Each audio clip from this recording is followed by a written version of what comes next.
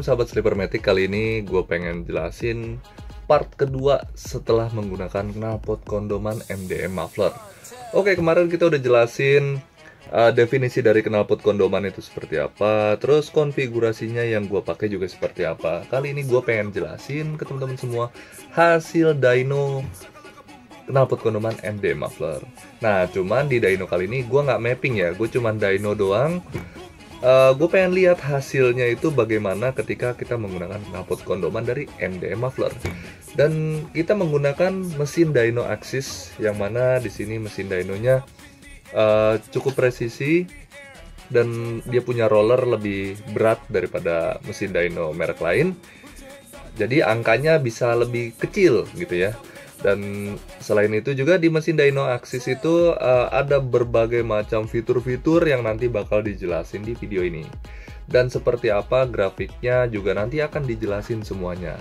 Dan sebagai perbandingan juga, dulu gue pernah mapping juga di sini di 5 pendawa ketika knalpot ini masih belum dibikin kondoman, tapi headernya udah diganti. Udah pakai waktu itu 2832 udah pakai.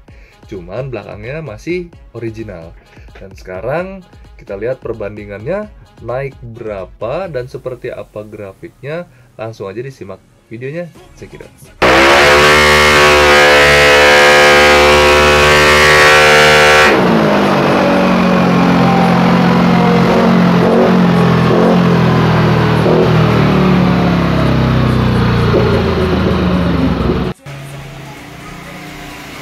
Oke, Mas Oli, ini kita lakukan beberapa kali running dan didapat hasilnya terbaik 17,2 dan pertama kali running itu 16,2 ya.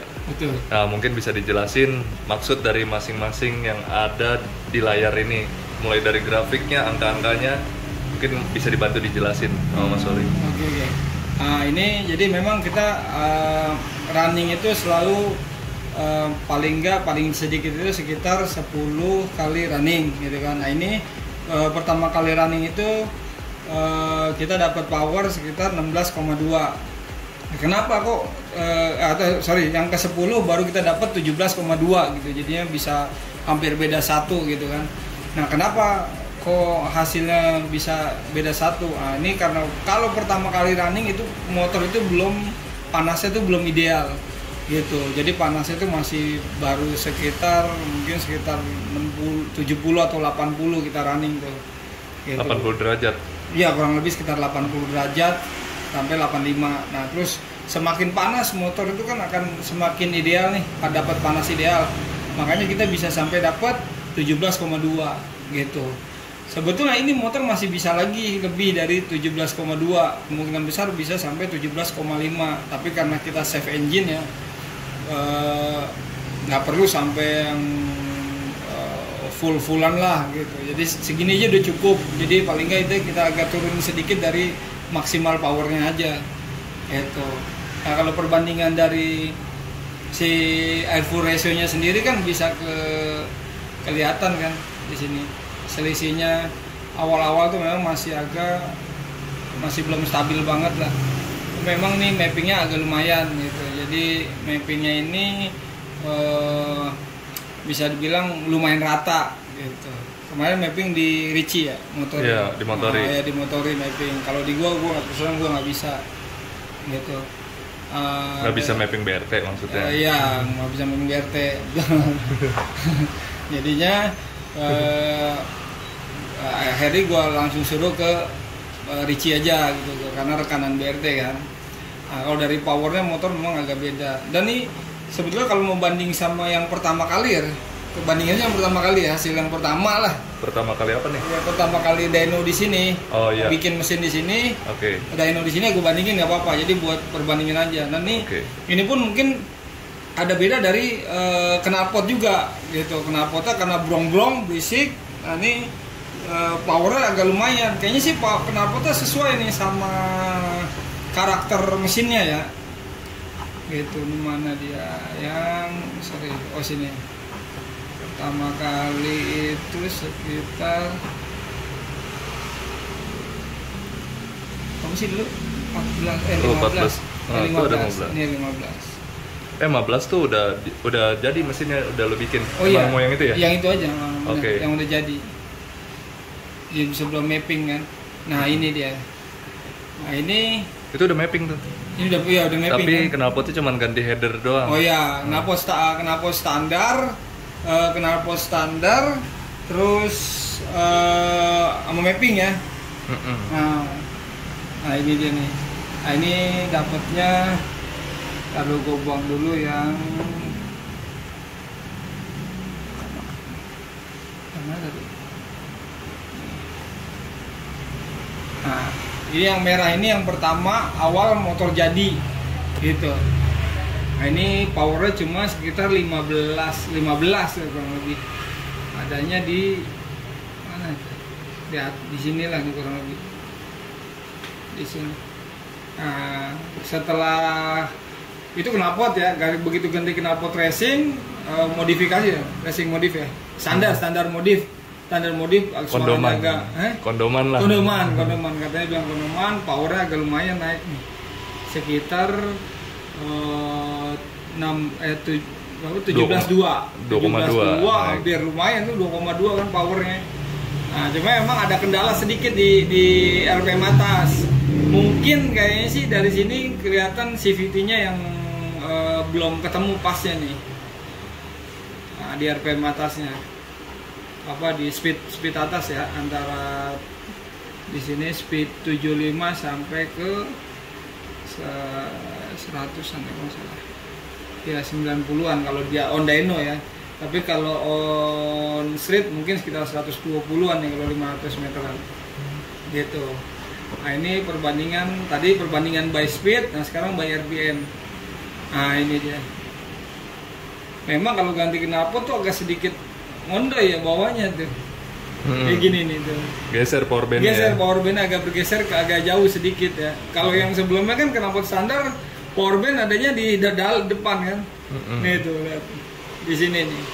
Selisihnya jauh juga power bandnya.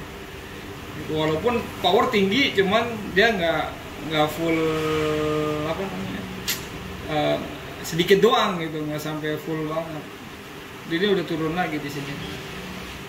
Kedepannya PR-nya tadi itu ya CVT ya? PR-nya sih CVT. Kalau gue sih PR-nya CVT, kelihatan dari sini nih begitu RPM langsung 8.500, dia langsung stuck nih.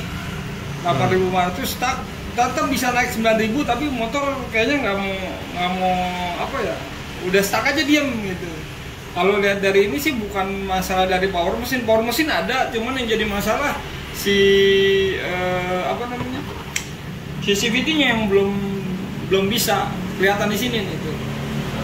Makin turun ya.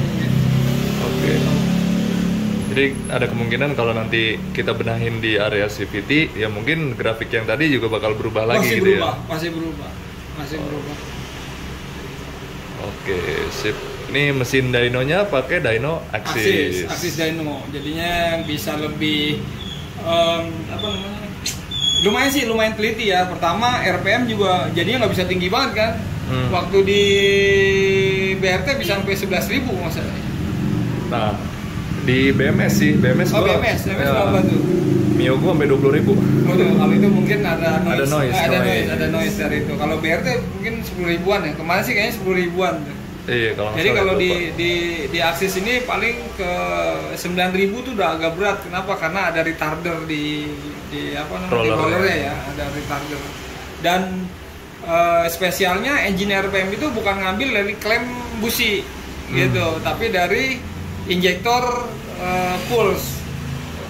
Gitu, dari injektor pulse. Jadi kita bisa tahu nih injektor itu sebetulnya masih cukup apa kurang sih gitu.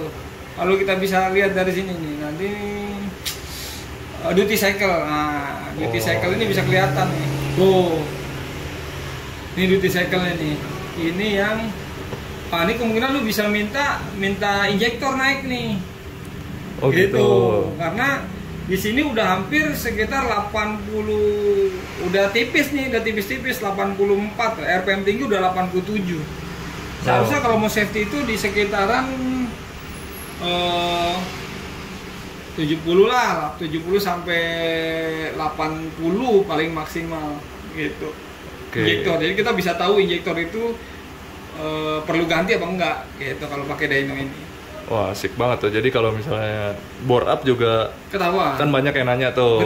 Betul. Mau pakai injektor 180 cc atau yang berapa cc? Betul. Ya, ketahuan di sini. Ketahuan di sini. Itu spesialnya Axis gitu. Pulse RPM-nya diambil dari si injektornya. Oke. Gitu. Sama speedometernya juga bisa aktif. Bisa aktif. Jadi pas dyno speedometernya aktif Tetap ya. jalan. Walaupun nggak seakurat yang di jalanan, tapi paling nggak bisa jalan. Gitu. Oh, oke. Siap. Oke, thank you penjelasannya Mas Oli. Oke, siap.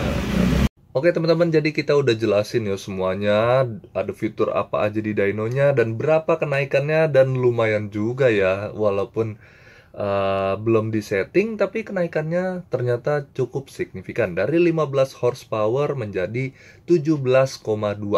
Walaupun ada PR di sisi CVT, nanti kita akan setting ulang pastinya.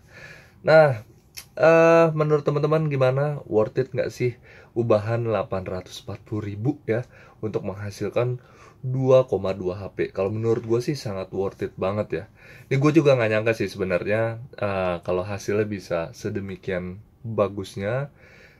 Jadi ekspektasi gue agak tinggi kali ini. Gue pengen tes untuk akselerasi dan top speednya, mungkin nanti akan dijelasin di video ketiga. Jadi simak terus videonya, jangan lupa like, share, komen, dan subscribe channel YouTube Sleepermatic Squad. Oke, thank you.